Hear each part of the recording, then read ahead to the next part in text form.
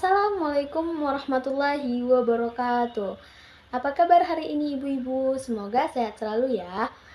Sebelumnya, perkenalkan nama saya Merly Agustin. Saya salah satu mahasiswa Prodi Gizi Universitas Tengku Umar.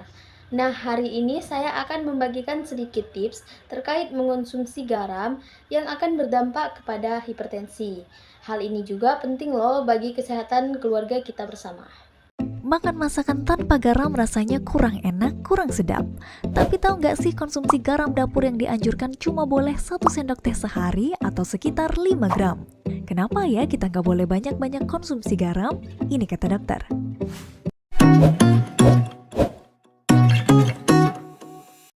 Kita kenalan dulu sama garam.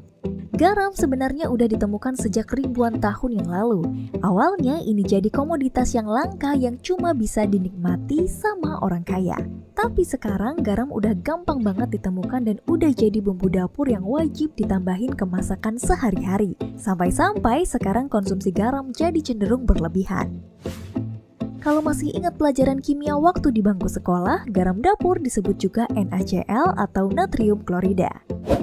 Dalam 1 gram garam dapur mengandung sekitar 400 mg natrium. Natrium sendiri punya peran yang penting di dalam tubuh untuk membantu kerja saraf dan otot, menjaga keseimbangan elektrolit dalam tubuh, dan mengendalikan tekanan dan volume darah.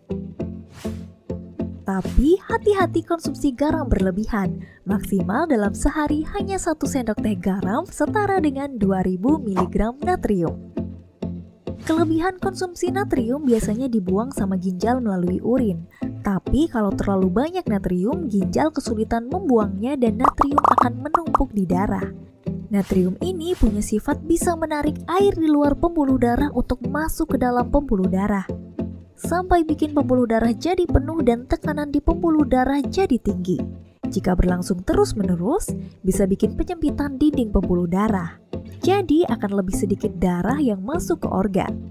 Padahal darah ini penting karena membawa oksigen dan nutrisi ke organ di tubuh kita.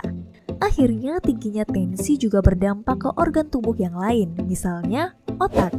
Gangguan aliran darah ke otak bisa menyebabkan stroke. Jantung, gangguan aliran darah ke jantung berisiko bikin serangan jantung. Ginjal, gangguan aliran darah ke jaringan di ginjal bikin kerja ginjal terganggu sampai jatuh ke kondisi gagal ginjal. Jadi buat kamu yang doyan makanan asin, bijak-bijaklah konsumsi garam.